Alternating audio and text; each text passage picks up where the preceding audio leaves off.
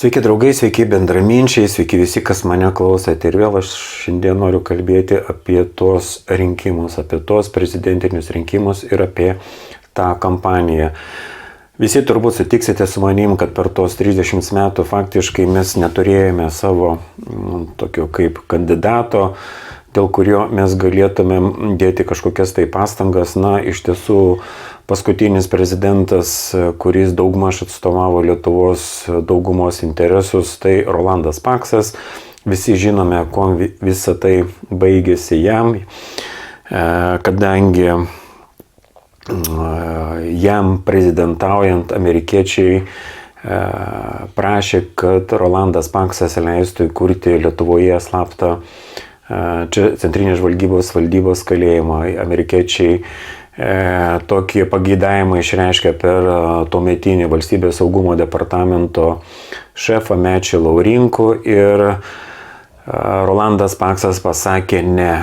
Ir visi mes žinome, kuo visą tai baigėsi. Baigėsi jam tokia klizma, nuo kurios jis dar ir šiandien neatsigavo. Vėliau apie prezidentinius rinkimus kalbėjo ir Rolandas Paulauskas, Lietuvos nepriklausomybės signataras, bet Lietuvos žmonės arba apie jį nežinojo,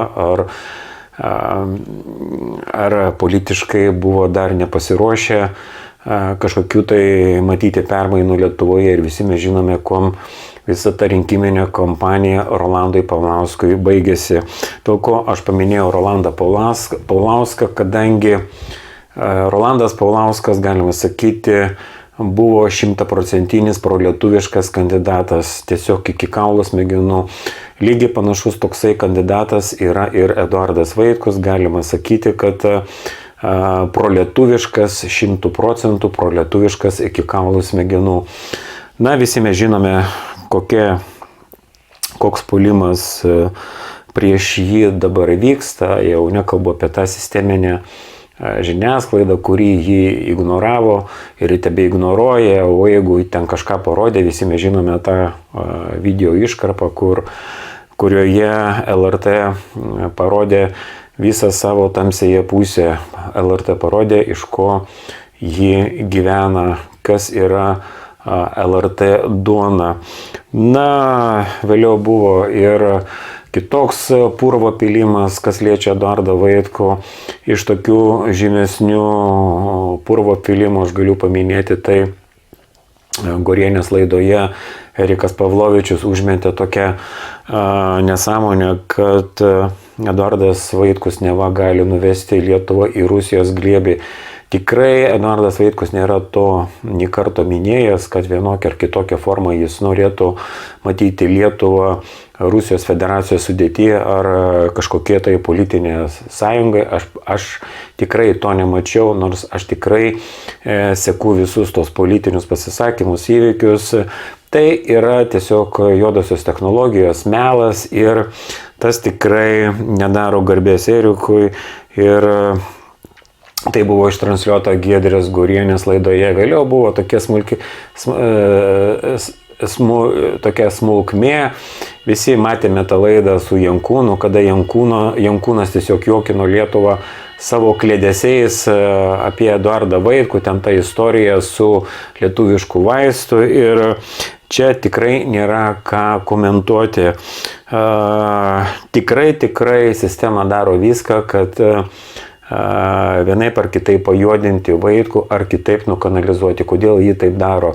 Kadangi ten sėdi tikrai nedurni žmonės, visas tas rinkiminės strategijas prižiūri taip pat ir Jungtinių Amerikos valstijų ambasada. Ir jie supranta, kas turi potencialą, kas gali nusivesti Lietuvos daugumą tuo keliu. Ir todėl jie, turėdami visas tas medijas, jie tiesiog iš jų pusės žiūrint, jie daro viską teisingai. Ignoravimas, šmeižtas, taip pat pasitelkiami ir visokie tokie opoziciniai kabutėse kanalai. Ir Visa tai eina visais frontais.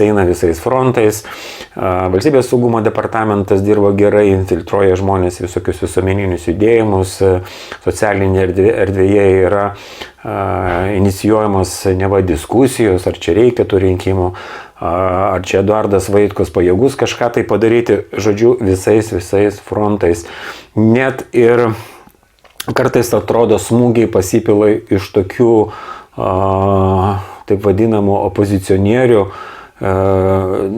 iš kurių tikrai net ir juodžiausiame sapne, baisiausiame košmare nebūčiau galėjęs pagalvoti, kad tai būtų galėję būti įmanoma. Bet tikrai politiniai procesai yra sudėtingi, žmonės keičiasi, žmonės kinta. Yra tokių žmonių, kurie turi visokių asmeninių problemų su teisėsauga, galbūt su jais pabendrauja ir saugumiečiai, galbūt pabendrauja spectarnybos ir vienaip ar kitaip tie žmonės yra bandomi paveikti ir per to žmonės kažkaip paveikti tą planuojamą paveikti kažkaip tą politinį gyvenimą, kad neduok gink Dieve Eduardas Vaitkus netaptų labiau žinomas plačiai visuomeniai.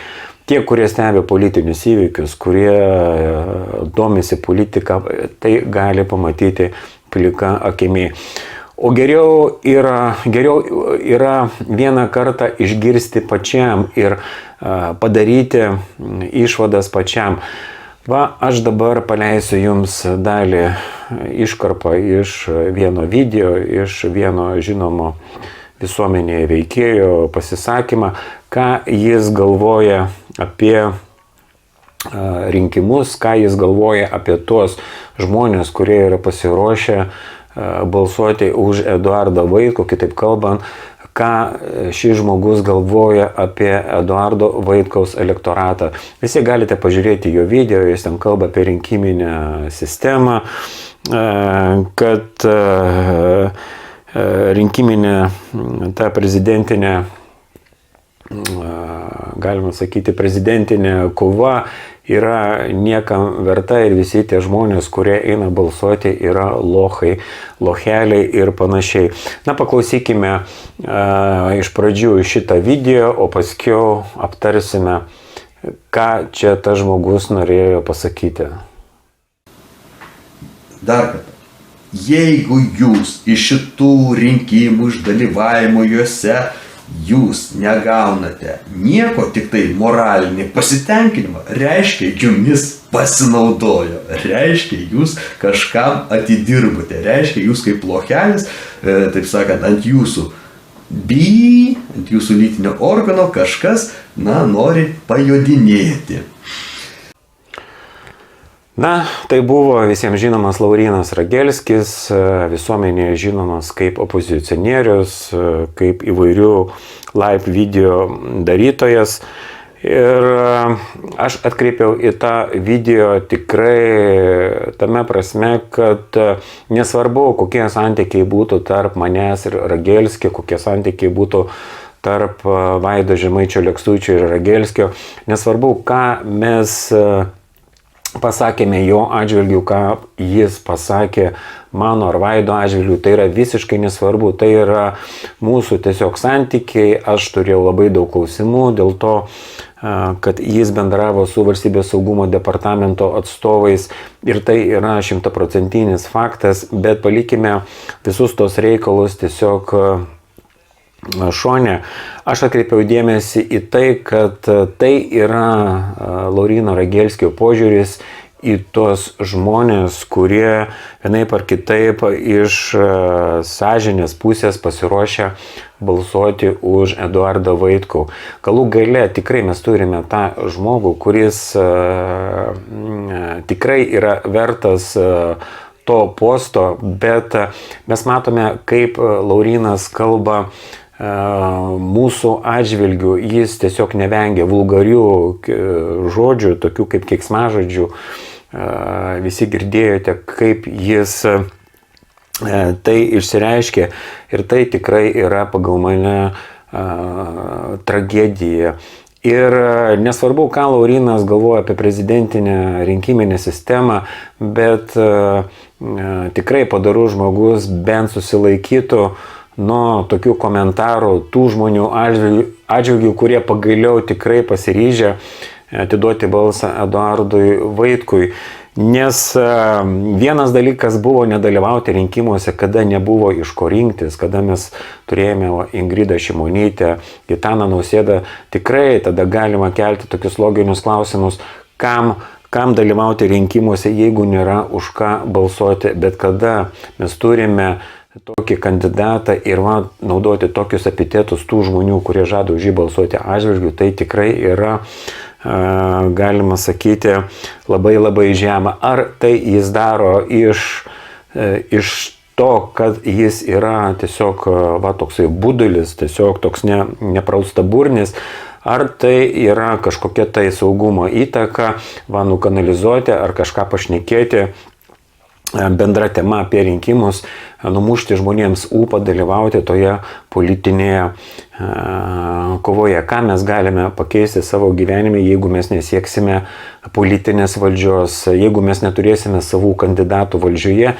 mums tikrai niekas nieko neatneš ant lėkštutės. Tai yra paprasčiausia logika ir kodėlgi nesusivienijus aplink Eduardą Vaitkų ir pajudinus tą politinę sistemą, kurią mes turime jau tokį ilgą laiką. Mes tiesiog neturime kitos išeities ir ten klėdėti apie visokius seniūnaičius, klėdėti apie visokias kitokias politinės schemas tikrai yra, galima sakyti, neprotinga.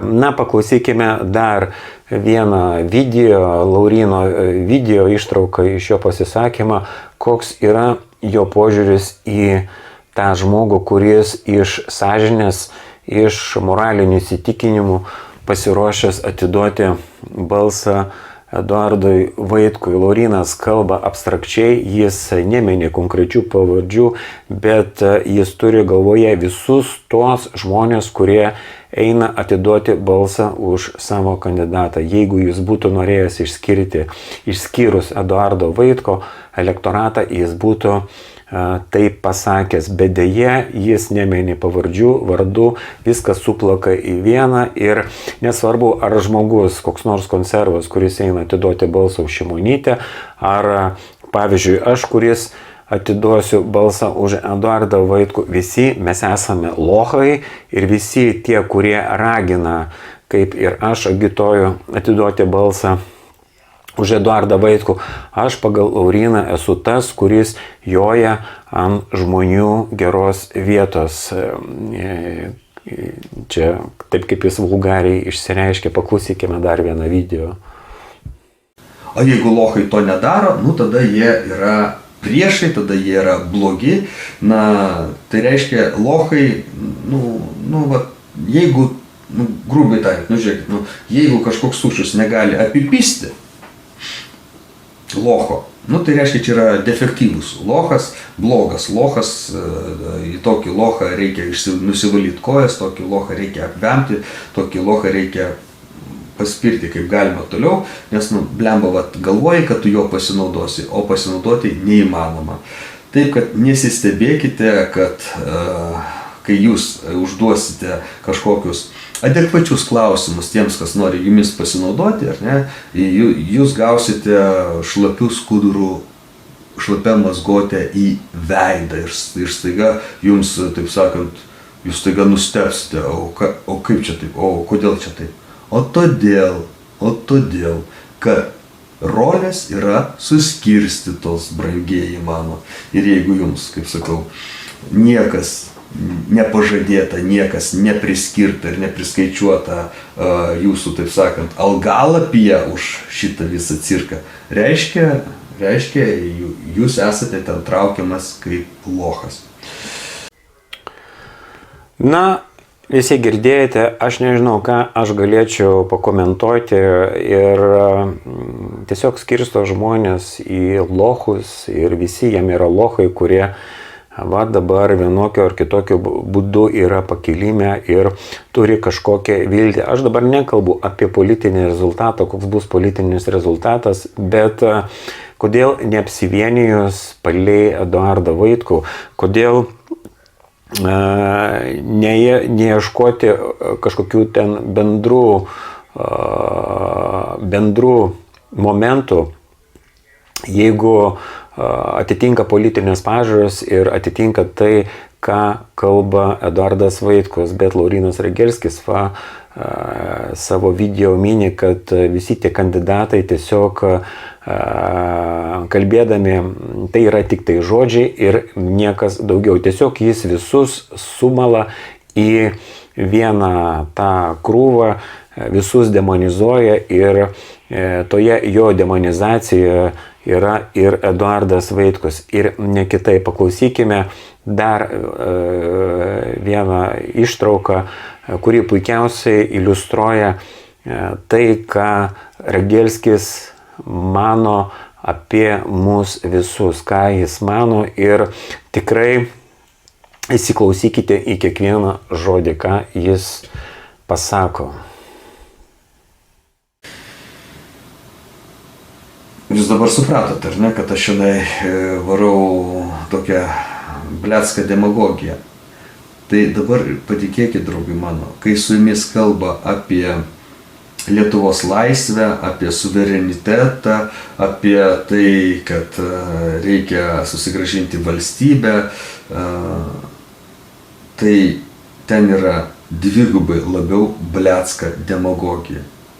Na, girdėjote, blecka demagogija, visa tai, ką pasakė apie Lietuvos politinį gyvenimą, apie esamas problemas Eduardas Vaitkus, apie tai, ką jis kalba, apie įstatymo diktatūrą, apie tai, kad reikia susigrąžinti realų suverenitą, pagal Lauryną Regelskį yra blecka demagogija. Ką siekia jis to video? Jis siekia parodyti, kad bet koks kandidatas, nesvarbu ar tai būtų Gitanas Nausėda ar Eduardas Vaitkus, yra vienas ir tas pats. Tai tiesiog numuša žmonėms ūpą. Aišku, tie, kurie mąsto, nepakimba ant tokių politinių juodųjų technologijų ir matyti, jis jaučiasi labai protingas, bet aš matau visiškai kitą pusę. Aš matau tiesiog nukanalizacija.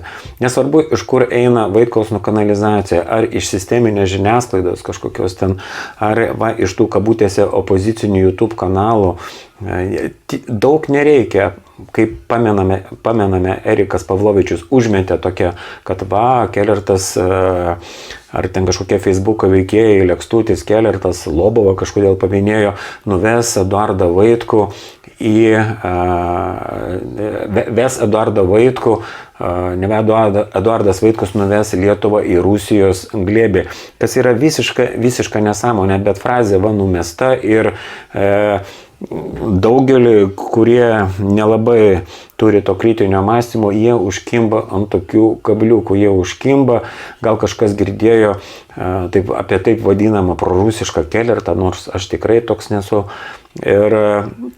Ir to pakanka tiesiog susėti asmenis, Eduardą Vaitkų susėti su kokiu pagal jos neigiamu asmeniu ir rezultatas pasiektas. Kažkoks žmogus girdėjo kažką ir jeigu jau Kelertas ar Lekstutis kažką kalba teigiamo apie Eduardą Vaitkų, tai yra nesąmonė, nes tie asmenys yra jau ten kažkokie tai prorusiški, dar kažkokie tai besmegeniai. Lygiai tas pats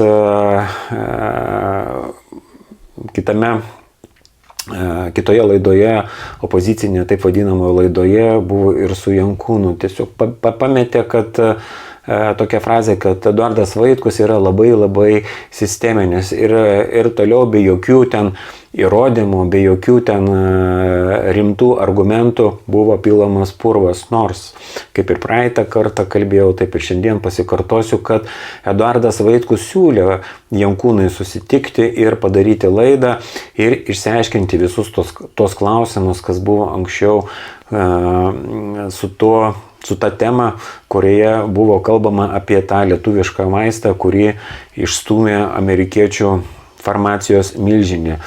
Lygiai dabar taip pat tokiais šmeižtais užsijama ir Laurynas Regelskis. Tiesiog tuos žmonės, kurie iš idėjos, iš vilties ar iš sąžinės balso eina balsuoti už Eduardą Vaitkų, jis jos vadina locheliais, o tuos, kurie agituoja už jį, jis vadina kažkokiais tais gudručiais, kurie pajudinės ant taip tų vadinamų lochelių geros vietos.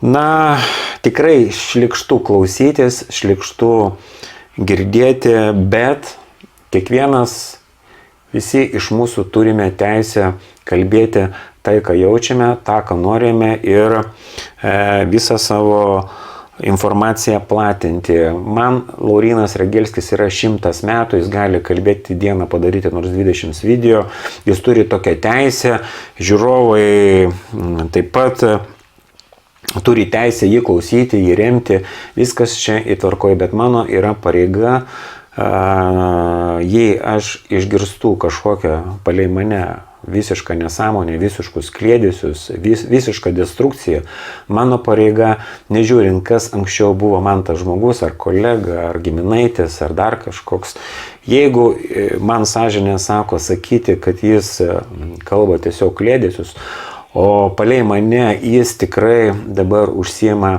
visišką destrukciją, tiesiog iš jo burnos veržiasi purvas, jis net negali savo minčių išreikšti ramiai, be keiksmažodžių, jam be organų ir ta jo visa retorika yra gatvės lygio, jis viduje yra piktas, nežinau, jis gal turi kokių tai asmeninių problemų ir tiesiog pila purvą, ne tai, kad ant manęs ar ant veido, čia ne tai, apie tai yra kalba, jis pila purvą ant jūsų visų, kurie yra pasiryžę atiduoti savo balsą, nesvarbu, koks bus rezultatas už Eduardą Vaitkų. Mes privalome tai žinoti, privalome sekti kiekvieną pasisakymą, kuris vienaip ar kitaip atsiliepia Eduardui Vaitkui ir suprasti, kokie iš tikro Lietuvoje vyksta procesai ir patikėkite manim, kad sistema, valstybės saugumo departamentas puikiausiai išmano savo darbą, yra visuomeninių procesų kontrolė ir aš jums kaip pavyzdį priminsiu tik tai vieną epizodą, kada buvo Garliavos įvykiai, buvo tokie aršus gynėjai, kurie galvą guldė už Neringą Venckienę, tai ir kaip jo ta pavardė, Marius Kuprevičius, ten ir Lobovas buvo, ir Keršis, buvo ten tų veikėjų, kurie po kažkiek tai laiko išvertė kailį ir visi mes žinome, kuom ta istorija baigėsi. Pilna provokatorių, kurie įeina į visuomenę, paskiau staigiai pasuka 100% į kitą pusę ir žmonių galvose įvyksta toksai pasimetimas košė ir taip yra nukanalizuojamas kažkoks tai judėjimas ar kažkokie tai įvykiai. Prisiminkite, aišku, tai yra jau labai seni įvykiai. Man ši situacija primena taip pat kaip tame rusiškame filme «А вы уверены, что наши это наши?» Tai tiek norėjau šiandien pasakyti, tikrai šlykštus labai pasisakymas mūsų atžvilgių, ne mano atžvilgių, o mūsų atžvilgių, kurie gal ir kvailai mato viltį tame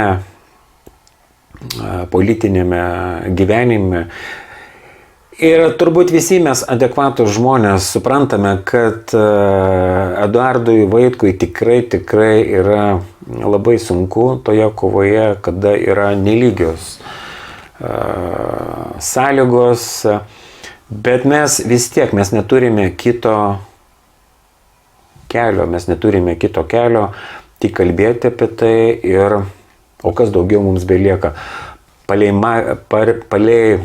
Lauryną Regelskį, ką mums reikėtų daryti, klėdėti apie marksizmą ar apie dar kažkokias koncepcijas